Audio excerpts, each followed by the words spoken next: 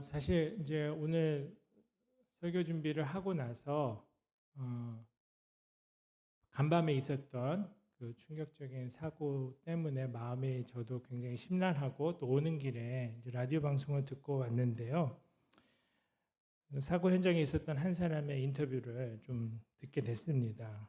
친구랑 같이 갔다가 이제 나이가 점점 먹어가니까 자기들도 이제 마지막으로 이렇게 젊음을 불태우자 그리고 간 모양이에요. 근데 이제 친구 한 명이 거기 깔렸고 자기는 정말 구사일생으로 빠져나왔는데 그 숨이 멎은 친구를 살려내려고 1시간 반 정도를 CPR을 했다고 그러더라고요. 근데 결국 살려내지 못했고 그 이야기를 듣는데 너무 마음이 아팠습니다. 참 그런데 세상은 너무 야속할 정도로 아무렇지도 않게 해는 맑고 날씨는 좋고 너무 평온하게 돌아가는 거예요. 꼭 20년 전에 제가 그 비슷한 느낌을 받았던 기억이 납니다. 제가 이제 캠퍼스 간사로 대학생 선교단체 일을 하고 있었는데 그때 제가 이제 돌보던 학생 중에 자매가 저희 집에 이제 몇 번 놀러 왔던 친구예요. 와서 밥도 먹고 늦게까지 자기 고민에 대해서 아픔에 대해서 나누고 갔던 그 친구인데 그 친구가 캠퍼스에서 친구가 몰던 차에 치여서 세상을 떠났어요. 주일날 제가 어떤 외국인 노동자 봉사단체 일을 매주 가서 봉사활동하고 있었는데 전화를 받았습니다. 다른 후배 간사가 사고 소식을 전하면서 병원 응급실에 가 있다고. 그래서 이제 급히 달려갔는데 이미 이제 사망한 상태로 응급실에 누워 있었어요.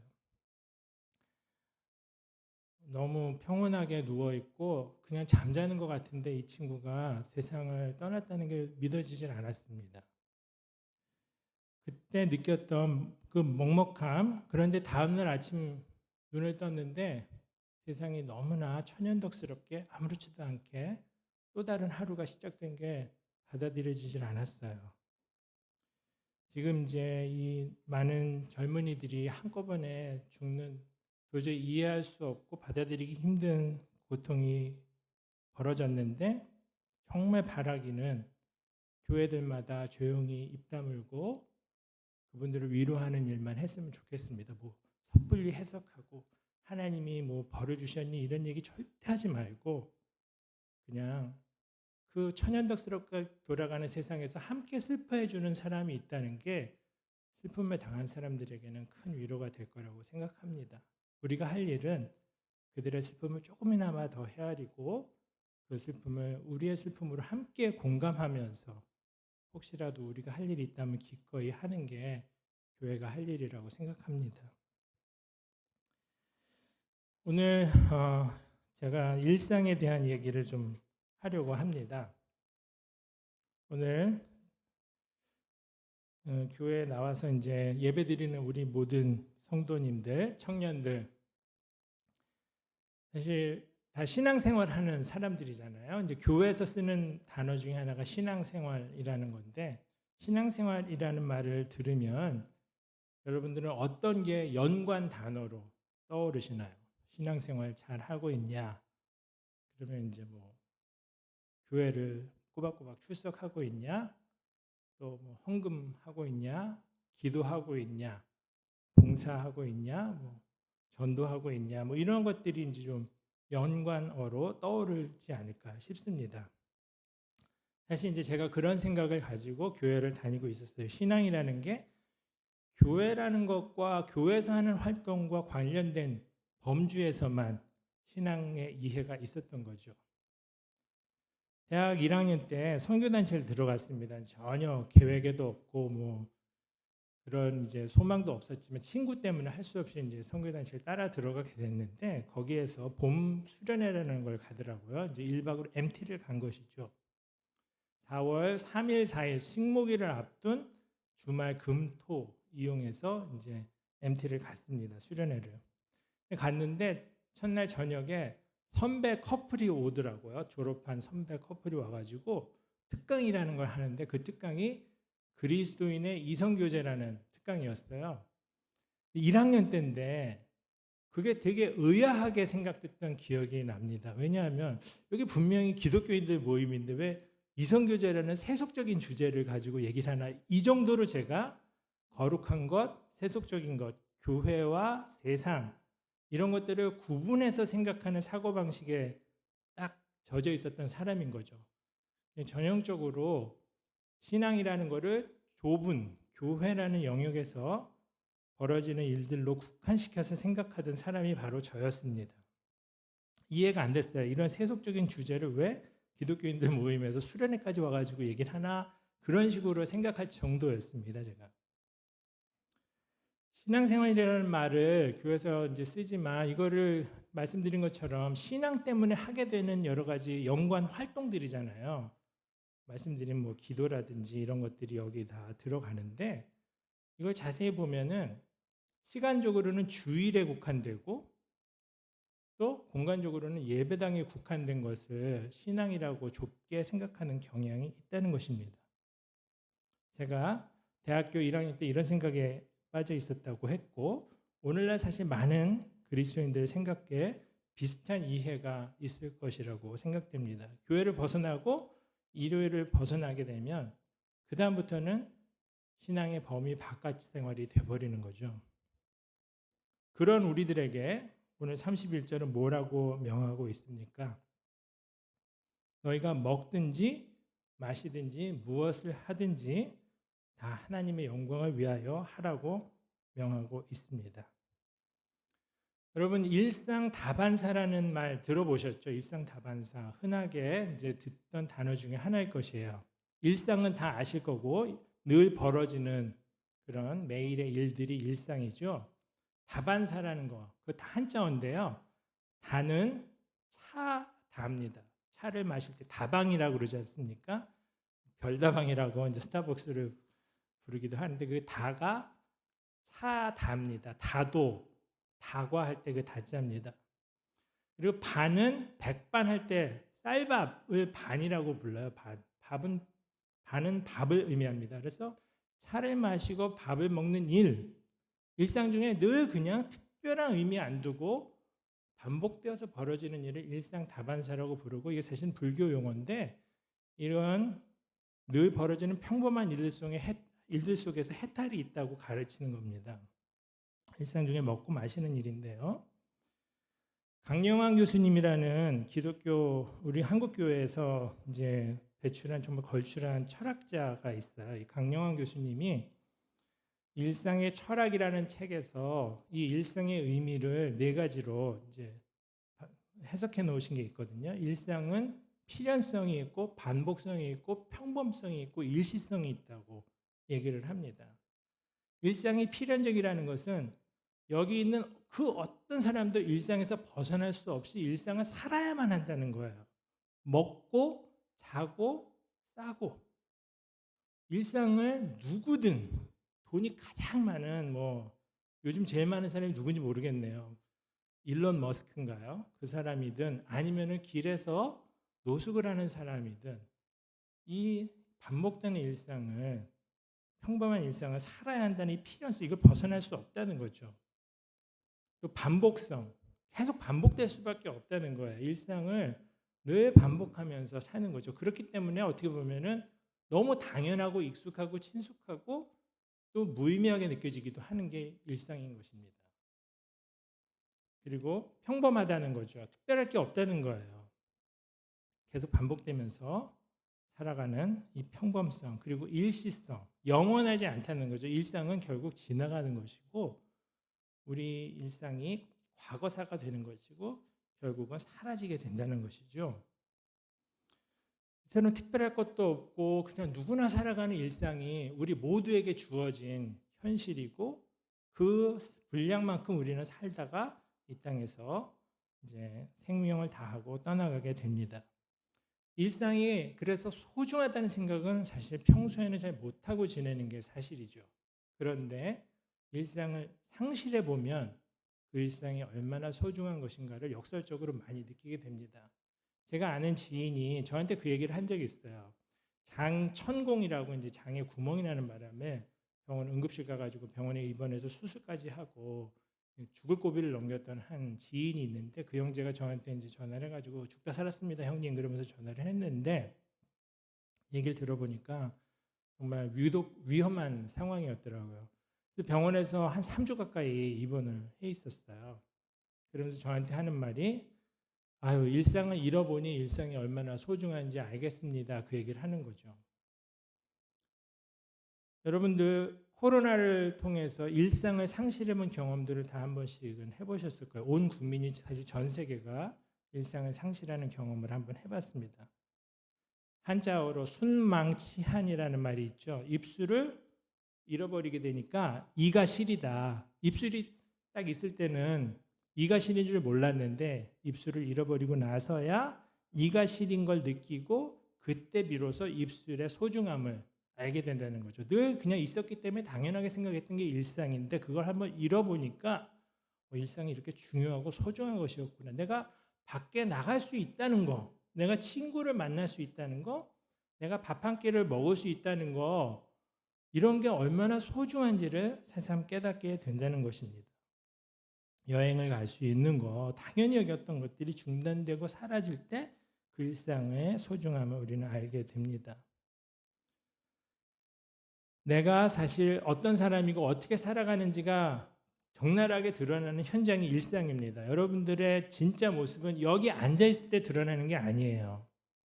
교회에서는 여러분은 약간은 별개의 존재로 와 있는 거죠. 평소 여러분이 어떻게 먹고 어떻게 자고 집에서 어떻게 지내는지 그 일상의 현장이야말로 여러분들의 본 모습인 것입니다. 그게 진짜 승부처인 것이죠. 나의 우선순위, 나의 가치관이 드러나는 현장이고 나의 습관이 어떤 것인지가 다 드러나고 내 인생이 차곡차곡 쌓여가는 시공간이 바로 일상인 것입니다. 소중할 뿐 아니라 우리 삶의 현장이진 것이죠. 그래서 우리 신앙의 현장이 바로 일상인 것입니다. 우리 신앙의 현장은 지금 여기가 아닌 거예요. 여러분들 여기가 승부처라고 생각하면 안 된다는 겁니다. 여러분들의 진짜 삶의 승부처는 여러분의 일터고 여러분의 학교고 여러분의 가정인 것이에요. 여러분들의 동네에서 이웃들과의 생활인 것입니다. 이 일상 영역이 하나님의 영광을 위해 드려져야 한다고 31절이 가르치고 있어요. 하나님께 영광을 돌리는 행위를 가리켜서 우리는 예배라고 부릅니다. 그렇죠? 예배는 하나님께 영광을 돌리는 행위이죠. 오늘 우리는 예배 때문에 이 자리에 모였어요. 하나님께 이게 예배가 되려면 이 만남이 지금 이 시공간이 하나님께 영광이 되려면 어떤 조건이 있어야 예배가 되고 어떤 조건이 있어야 하나님의 영광을 받으실까요? 그냥 와서 앉아있는 것만으로 자동으로 되는 건 아닐 거라고 생각합니다. 밖에서 정말 남에게 지독한 상처를 주고 자기가 해야 될 모든 책임을 무책임하게 내려놓고 외면하면서 살았던 사람이 여기 와 있는다고 저절로 하나님께 예배가 되고 영광이 될 수 없다는 거죠. 우리 삶의 연장선에 있지 않은 이런 행위는 오히려 하나님께 모욕이 될 수 있다고 생각합니다.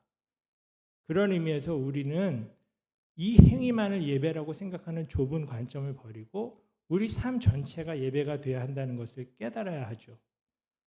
우리 삶의 모든 구성 요소들이 하나님께 영광이 될 수 있도록 하는 것이 예배라고 가르치고 있기 때문입니다.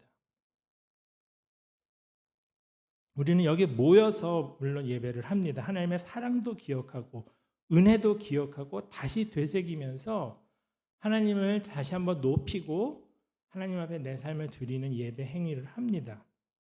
예배하러 모였어요. 감사와 영광을 돌립니다. 제가 하는 이 설교도 예배의 일부입니다. 그러나 31절은 더 나아가서 그 예배가 일상에 들어와야 한다고 말하고 있어요. 즉 일상이 하나님께 영광이 돼야 한다고 말하고 있습니다. 이 명령의 의미는 그러면 내가 일상을 살면서 늘 말씀 보고 늘 기도하고 늘 전도하고 그래야만 한다는 말인가? 물론 이런 종교적인 성격의 구성 요소들이 일상에 들어오는 거 좋은 일이겠죠. 당연히 들어올 수 있습니다. 그런데 그것만이 예배인가? 일상 중에 우리가 먹고 마시고 무슨 일을 하든지 영광이 된다고 말하고 있어요. 영광이 되게 해야 한다고 말하고 있습니다. 이 평범한 것들을 하더라도 하나님께 영광을 돌릴 수 있고 그것이 예배가 될 수 있다고. 그런 방식과 내용으로 우리 일상을 꾸려가라고, 일상이 예배가 되게 하라고 명령하고 있는 것입니다. 그러면 먹고, 지금 제가 여기 물을 한 잔 마셨는데요. 마시고 이런 모든 것들이 어떻게 영광이 될 수 있을까요? 먹는 게 영광이 될 수 있을까요? 먹는 게? 과연 하나님께 먹어서 영광 돌릴 수 있을까요? 먹고 영광 돌린다. 별로 생각 안 하고 지내는 것이죠. 내가 먹어서 뭐 감사하지만 그게 하나님께 영광이 될까? 먹을 때 하나님께 영광을 돌릴 수 있을까? 먹을 때 하나님께 영광 돌리는 뭐 첫 번째 출발점 중에 하나는 식기도겠죠. 식기도. 잠시 멈추는 거죠. 이 음식을 너무 당연한 것으로 받아들이지만 멈춰서 이 음식이 얼마나 소중한 것인지를 한번 다시 깨닫는, 그리고 마음에서 정말 감사로 한술 뜨는 거죠. 이 음식이 오기까지, 이 식탁에 오기까지 수고한 사람들을 한번 떠올리면서 감사하는 거죠. 그 배후에 하나님의 섭리와 은혜가 있다는 것을 다시 한번 기억하는 거죠. 제가 어제 이제 문상을 갔어요. 아는 분 어머님이 돌아가셔가지고 문상을 갔는데, 이제 제가 앉은 곳 맞은편에 거기 이제 조문하는 식당에서 분주히 섬기고 계신 분들이 계셨습니다.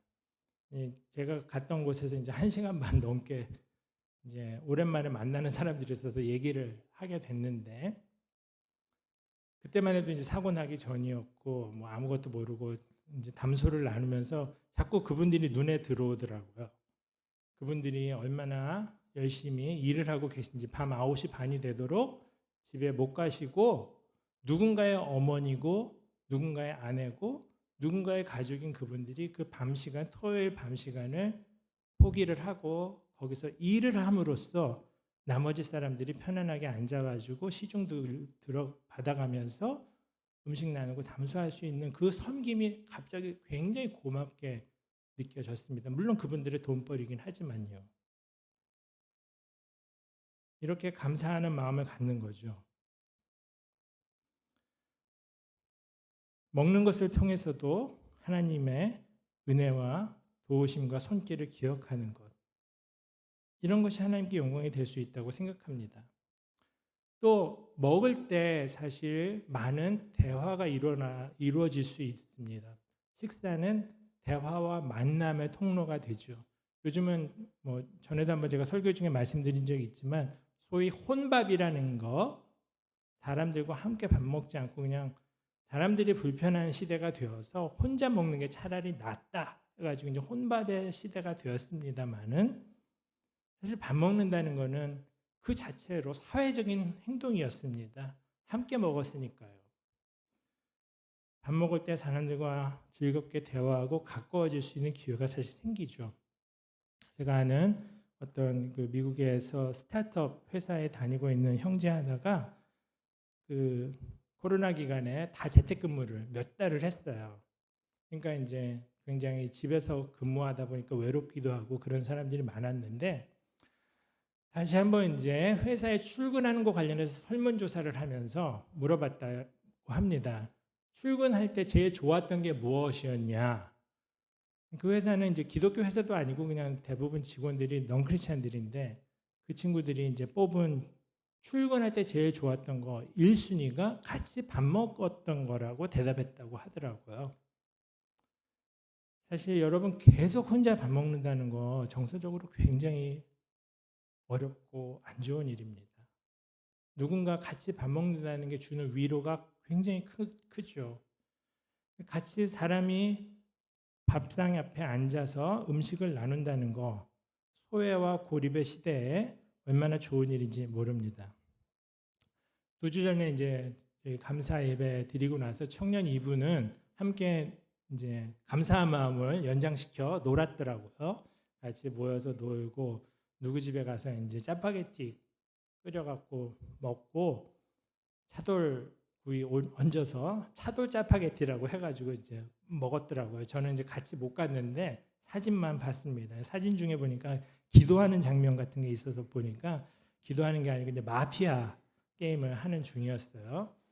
그렇게 이제 즐겁게 놀고 같이 먹는 장면을 보면서 저는 그게 영광이 된다고 생각이 들었어요. 마태복음 9장 14절에 이런 말씀이 나오는데요. 그때에 요한의 제자들이 예수께 나와 이르되 우리와 바리새인들은 금식하는데 어찌하여 당신의 제자들은 금식하지 아니하나이까? 예수님한테 좀 약간 추궁하는 식으로 물어보는 장면이 나오거든요. 요한의 제자들, 바리새인들 금식하고 있는데 예수님과 제자들은 흥청망청 먹고 있는 것처럼 보이니까 되게 경망스럽게 보였고 경건하지 않은 비신앙적인 모습으로 보였는데 그걸 가지고 예수님한테 따지고 드는 장면이죠. 먹고 마시는 게 좀 속되고 천하고 저급한 것처럼 보는 사고방식이 있다는 겁니다. 먹고 마시는 게 왜 천한 일이고 왜 속된 일이 되어야 할까요? 이런 게 전형적인 소위 이원론적인 사고라는 겁니다. 저희 집이 이제 여기 근처에 망원역 근처에 있다가 이사를 간 지 2년 반이 좀 넘었습니다. 그래서 이사 간 동네가 개봉동이라는 데예요. 여기서 이제 약간 멀어져 가지고 교회 왔다 갔다 하기가 좀 불편해졌는데 개봉동 가서 이제 지내는 동안에 바로 코로나 시작점에 이제 저희가 이사를 갔어요. 20년 4월에 갔는데 갑자기 저도 집에 묶여 있게 되고 또 많은 사람들이 고립되는 그런 현실이 됐습니다. 그래갖고 저랑 아내랑 이제 같이 고민하다가 사람들을 좀 불러서 우리 집에서 같이 밥도 먹고 대화하자, 사람들하고 좀 교제하자 그런 생각을 가지고 우리 집에 이제 사람들을 부르기로 했어요. 그래서 여러 사람들을 불러서 같이 밥도 먹고 그랬었는데 그냥 밥만 먹은 게 아니라 이제 우리 집에서 밥 먹는 모임의 이름을 이제 네이밍을 했습니다. 개봉밥두라고 개봉동에서 밥도 먹자 해가지고 이제 개봉밥두라는 이름으로 밥을 해서 먹고 즐겁게 그 코로나 시기를 견뎠습니다. 집에서 같이 밥 먹는 거 굉장히 좋은 일이죠. 요즘에는 이제 점점점 그게 줄어드는 것 같아요. 그러나 더 나아가서는 꼭 집에서만 안 먹더라도 밖에 나가서 식당에서도 얼마든지 다른 사람하고 같이 만나서 밥 먹을 수 있습니다. 누가 낼 수도 있고 더치페이로 내고 먹을 수도 있습니다.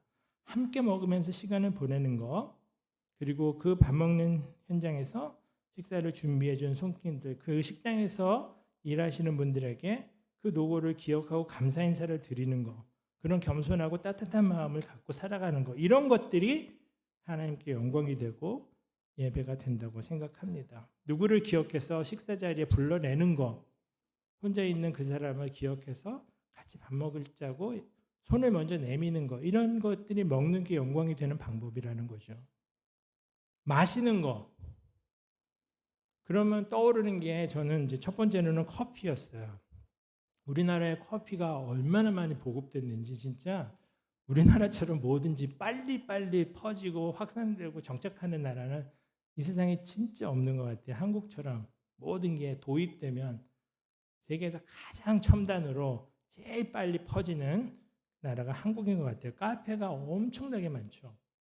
뭐 스타벅스뿐만이 아닙니다. 이제 자기 브랜드를 가진 그리고 자기가 스스로 커피를 볶는 이런 카페가 이렇게 세상에 많을 수가 없어요. 세계 어느 나라를 가봐도 우리나라만큼 많지는 않은 것 같습니다. 카페를 가보면은 왜 거기에 사람들이 모이는가 좀 보이죠.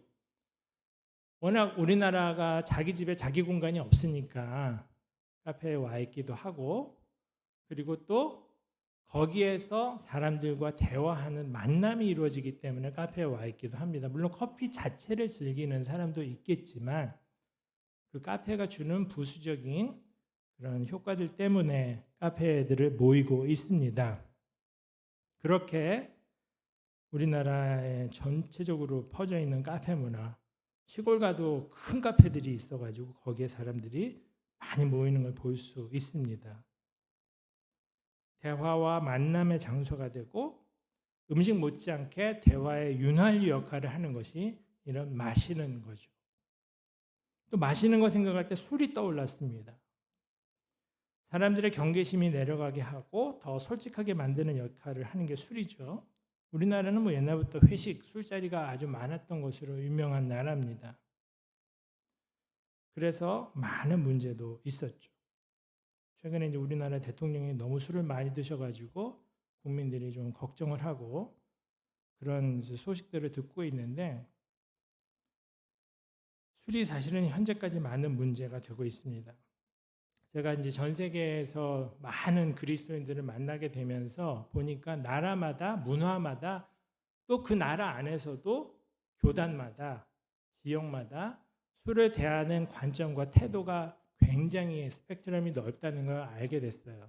어느 나라는 진짜 술이 그냥 생활의 일부인 음료수처럼 받아들여지는 독일이나 벨기에 같은 그런 데서 만나는 그 같은 선교단체 간사들 보면은 그 사람들은 진짜 맥주 마시는 거를 너무나도 자연스럽고 편안하게 생각하고 저한테 맥주는 이렇게 마시는 거라고 지도까지 해주는 그런 경험들도 있었습니다.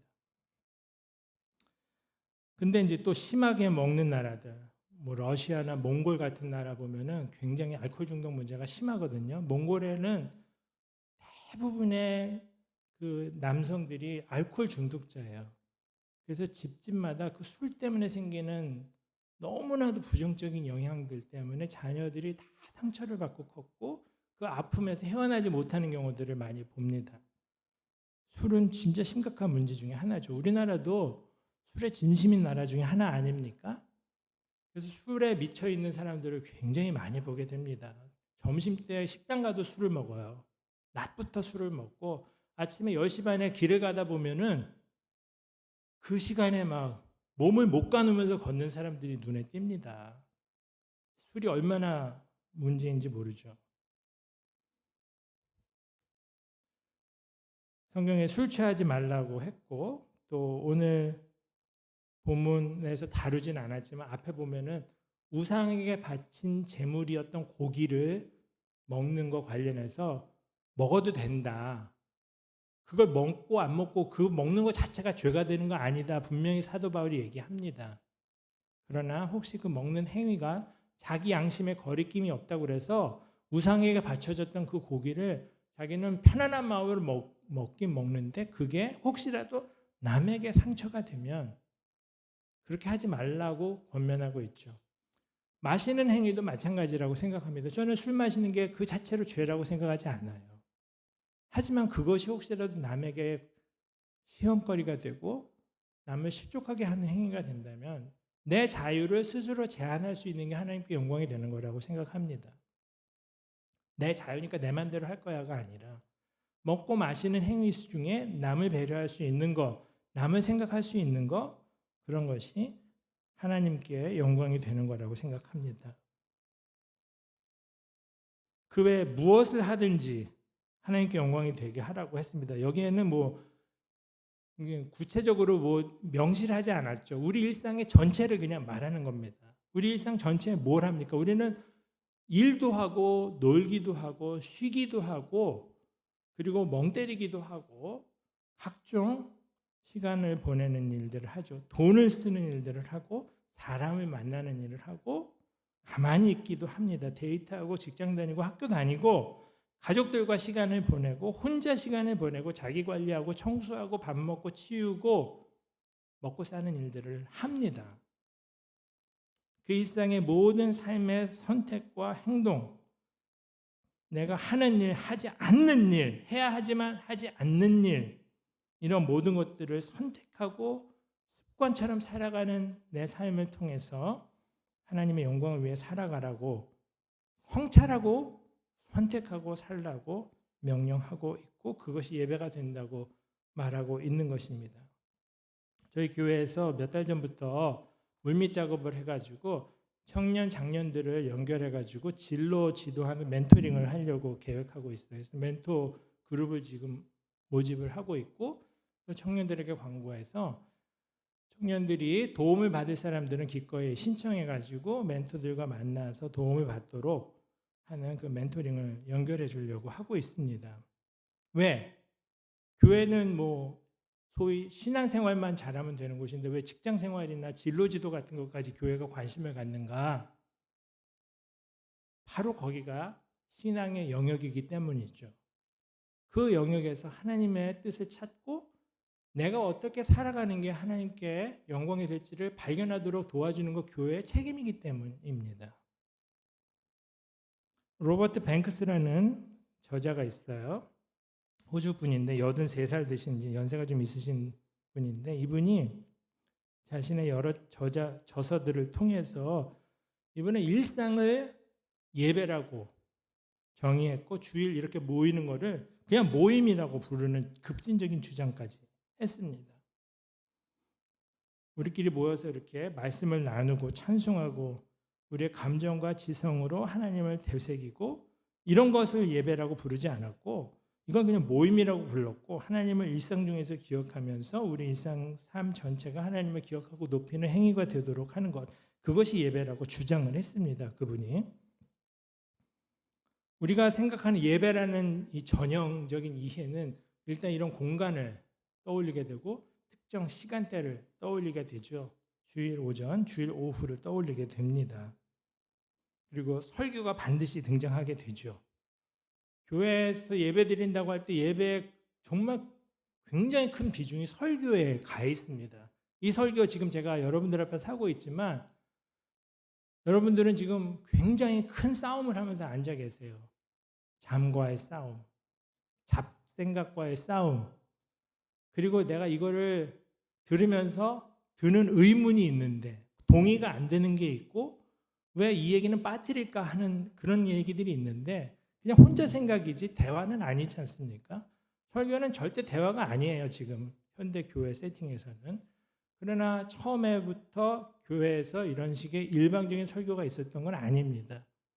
예배당이라는 공간도 후대에 생긴 거예요. 초대 교회에서는 처음 교회가 생겼을 때 그냥 가정에서 모였던 거죠. 그리고 설교도 절대 일방적이지 않았습니다. 사도 바울이 사도행전 20장에 보면은 드로아라는 곳에 들러서 마지막으로 로마로 가기 전에 그 교인들에게 이제 떠나기 전에 밤새서 강론했던 그 기록이 나오죠. 여러분들 앞에 제가 한번 이 설교를 한 적이 있어요. 유두고라는 청년이 그날 와서 바울의 강론을 듣다가 너무 졸린 거예요. 여러분하고 지금 너무 심정이 비슷할 거예요. 진짜 참다 막 무거운 눈꺼풀을 막 올려가면서 애를 쓰다가 이 친구가 창틀에 앉아 있었는데 밖으로 떨어지는 바람에 3층 높이에서 떨어져 가지고 죽는 불상사가 일어났었죠. 근데 저는 그거를 바울이 일방적으로 설교하는 거라고만 생각을 했었거든요. 밤을 새서 설교를 했으니 당연히 졸려 죽지 이런 생각을 했었는데 다시 한번 본문을 보니까 20장 7절에는 바울이 이튿날 떠나고자 하여 그들에게 강론할세 말을 밤중까지 계속했다 이렇게 이제 기록을 했습니다. 그런데 11절로 가서 보니까 올라가 떡을 떼어 먹고 오랫동안 곧 날이 새기까지 이야기하고 떠나니라 라고 되어 있습니다. 설교라는 거, 가르침이라는 거 교회 예배에 굉장히 중요한 요소긴 했지만 그게 일방적이지 않았다는 거죠. 쌍방향 대화가 있었다는 겁니다. 질문도 하고 대답도 하고 또 물어보기도 하고 의견도 얘기하고 그런 쌍방소통이 있었다는 거죠. 이것이 예배가 될 수 있다는 것입니다. 같은 저자 로버트 뱅크스라는 분이 1세기 교회 예배 이야기라는 책을 쓰셨어요. 되게 조그만 소책자인데 푸블리우스라고 하는 그 이야기의 주인공이 그냥 가상인물입니다. 실존 인물이 아니고 그 가상인물이 친구에게 초대를 받아서 가정에서 모이던 당시 1세기 교회의 예배를 참관한 참관기입니다. 이 사람 푸블리우스는 이제 넌크리스찬 로마인이에요. 이 사람이 크리스천들 모임을 간 거죠. 주일에 이제 초대를 받고 갔는데 가서 본 그들의 모습에서 느낀 문화 충격과 신선했던 경험들을 이제 소설처럼 쓴 게 당시의 사료, 어떤 역사적인 사실들을 조사해 갖고 그거를 이제 장면으로 재현해서 쓴 책입니다. 근데 거기에 보면 인상적인 대목이 하나 있어요. 주인과 종이 동시에 와서 예배에 참석한 거예요. 이 예배는 이렇게 이제 앞에 목사가 나와 있고 앉아 있는 게 아니라 그냥 식탁에 둘러앉은 거거든요. 같이 밥 먹으면서 드리는 그런 만남이었는데 거기에서 보니까 종과 주인이 같이 앉는 것도 너무나도 의아했고 음식을 종과 주인이 똑같은 걸 먹는 것도 의아했고 주인이 자기의 포도주와 음식을 종에게 나눠주기도 하는 모습을 보면서 이 사람이 뒤통수를 맞은 것처럼 충격을 받았던 그 장면이 묘사가 되어 있습니다. 물론 이제 실제 하는 게 아니라 그 당시에 이 넌크리스찬들이 볼 때 크리스찬들이 어떻게 당시 신분과 선입견과 모든 것들을 초월해서 그리스도 안에서 형제가 될 수 있었는지를 보여주는 이제 그런 장면이거든요. 차별이나 귀천 없이 식탁에 둘러앉아 은혜를 나누고 간증하던 대화하던 모습이 그에게는 푸블리우스라고 하는 가상의 주인공에게는 너무나 신선하고 충격적인 장면이었습니다. 교회가 처음에는 이렇게 목사 평신도 구분도 없었고 예배당도 없었지만 다 예배를 했습니다. 같이 밥 먹고 그러면서 예배를 했습니다. 우리가 현대에 와서 우리 신앙생활이라는 것을 너무나 목회자에게 외주를 주고 지내고 있다는 생각이 듭니다. 원래 이것은 여러분들 것이었어요. 여러분들이 주체였고 여러분들이 실제로 신앙생활에 책임을 가진 각각의 개인이고 주체였어요. 성직자 평신도 구분이라는 것도 3세기나 되어야 등장했다는 것입니다. 한국교회가 위기를 겪고 있다는 얘기를 많이 들으셨죠? 위기가 뭐 여러 가지 이유로 오겠죠. 인구 변화, 경제 상태의 변화, 가치관의 변화, 여러 가지 것들이 이제 한국교회 위기의 배경에 있지만 내부적으로 볼 때는 우리가 뭔가 좀 세상에 보일 때도 그렇고 우리 스스로도 그렇고 좀 잘못 신앙에 대해서 이해하고 가르치고 살아온 건 아닐까? 원인이 우리 내부에서부터 시작된 건 아닐까? 반성할 필요가 있다고 생각합니다. 우리나라처럼 큰 부흥을 이루고 진짜 교회도 아까 커피가 확산된 거를 말씀드렸는데 커피가 퍼지는 것처럼 교회도 정말 전 세계 유례가 없이 짧은 기간 내에 부흥과 급성장을 경험한 교회가 한국교회입니다. 근데 그 부흥의 속도보다도 지금 쇠락의 속도가 더 무서울 정도로 급격히 교세가 줄고 있는 안타까운 상황을 우리가 경험하고 있어요. 우리나라 이제 기독교 학자들, 뭐 석박사 한 사람들 이런 사람들이 모여 있는 기독교 학술 동역회라고 하는 이제 옛날엔 기학연이라고 불렀는데 역사가 꽤 된 30년 된 이제 그런 기독교 학술 단체가 있어요.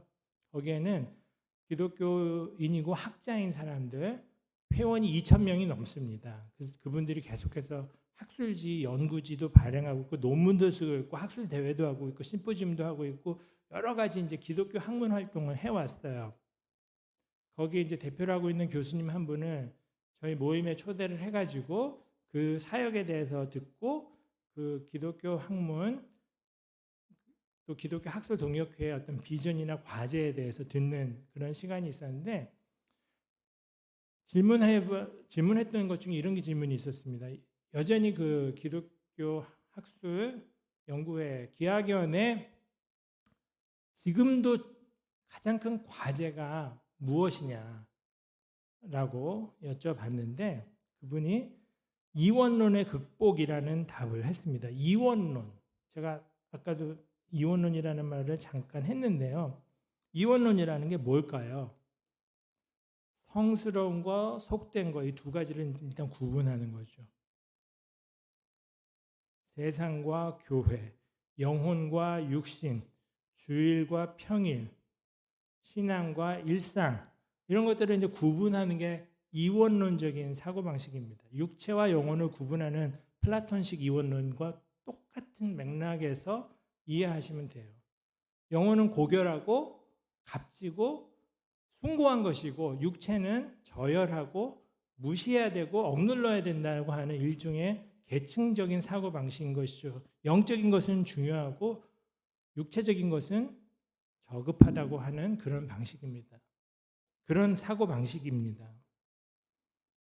이런 것 때문에 종교의 영역, 신앙의 영역이 예배당과 주일에 국한되는 그런 기독교를 낳았고 나머지 일상의 현장은 신앙의 영역에서 벗어나게 되는 그런 문제가 나오게 됐습니다. 한 기업이 늘 그 광고할 때 보면은 신문에도 나오고 뭐 그 고속도로 옆에 광고판에도 나오는데 주일은 주님과 함께 어떤 기업인지 아시는 분이 있을 거예요.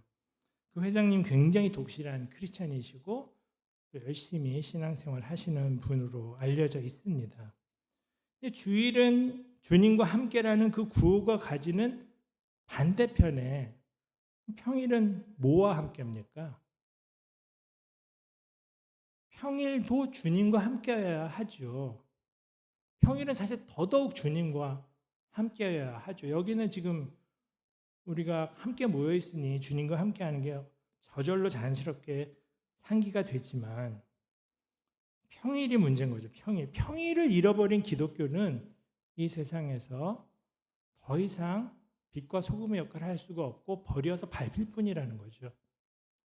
기독교 이미지가 너무 실추해 있습니다. 기독교인들을 다 절레절레 고개를 흔들고 대화를 할 수 없는 사람들이라고 생각하고 편협한 사람들, 위선자라고 하는 그런 말들 들으면서 너나 잘하세요라고 하는 그 지탄을 들으면서 우리가 지금 살게 된 이유가 여기서 잘못해서가 아니라 여기서는 그럴듯했지만 밖에 나가서 형편없기 때문이라는 것을 가슴 아프게 깨달아야 한다는 것입니다. 너무 후지게 살았어요, 진짜. 창피할 정도로. 그 전시성을 가진 목회자, 그 사람 때문에 절레절레 막 고개를 흔드는 사람들을 제가 보게 됩니다. non-크리스찬들 중에. 그게 다 목회자의 이미지를 다 구려놓고 버려놓고 있어요.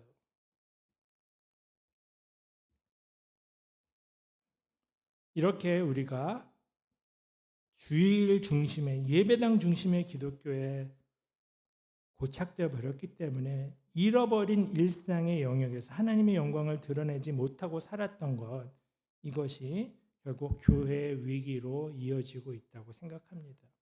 교회에 오고 싶지 않은 거예요. 우리가 어떻게 살아야 할까요? 오늘 31절 이후에 32절, 33절에 보면은 유대인에게나 헬라인에게나 뭐 크리스찬이든 non-크리스찬이든 요즘 말로 말하자면 그렇게 할 수 있을 것 같아요. 하나님의 교회나 거치는 자가 되지 말라고 했고 나와 같이 모든 일에 모든 사람을 기쁘게 하여 자신의 유익을 구하지 아니하고 많은 사람의 유익을 구하여 그들로 구원을 받게 하라. 이게 정말 중요한 교훈입니다. 거치는 자가 되지 말라고 했는데 여기 그 단어가 스칸달리조라고 하는 헬라어를 썼어요. 그리스말. 스칸달리조라는 말에서 나온 게 스캔들이죠.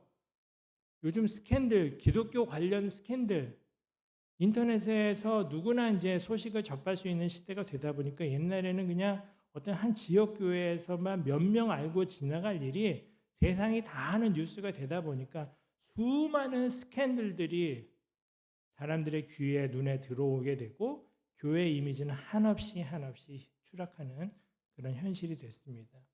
이게 바로 스캔들이죠. 걸림돌이 되는 거.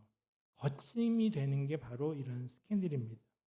우리로 하여금 남에게 걸림돌이 되는 삶을 살지 말라고 경고하고 있는 거예요. 제발 그 사람들 신앙으로 가는 구원의 길로 가는 그 길목에서 걸림돌이 좀 되지 좀 말자. 그게 사도 바울이 지금 하고 있는 말입니다. 남을 위해 살라고 그랬어요, 여기. 많은 사람의 유익을 구하며 살라.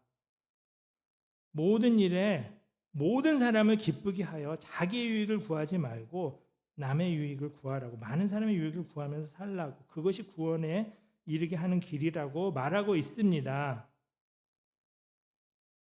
지금 이 시대의 시대 정신을 보자면 절대 손해보지 않으려는 정신입니다.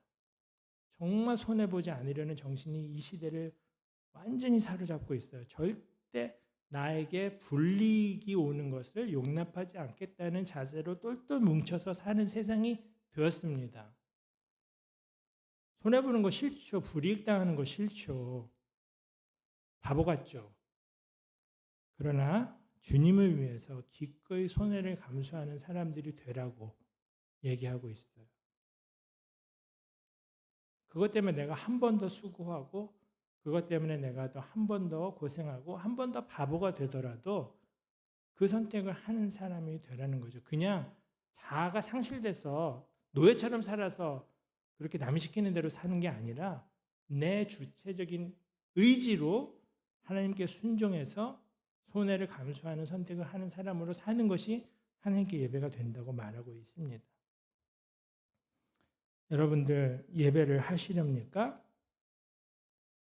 이 땅에 살아가는 동안 주일이라는 예배당이라는 이 한정된 시공간에서뿐만이 아니라 나머지 주 6일 여러분들을 이렇게 지켜보는 다른 그리스도인들이 없는 삶의 현장이 여러분들의 예배의 현장이 되어야 합니다.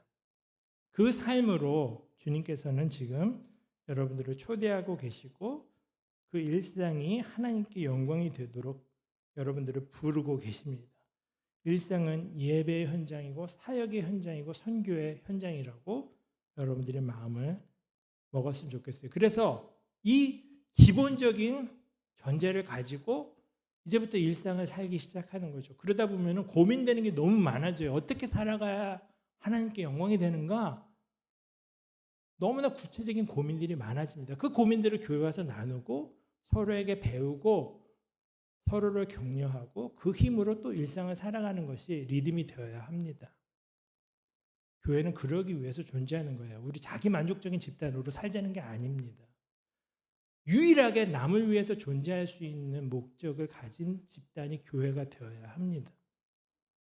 하나님은 그것을 위해서 우리를 부르셨고 그렇게 높임을 받기를 원하고 계십니다. 기도하겠습니다.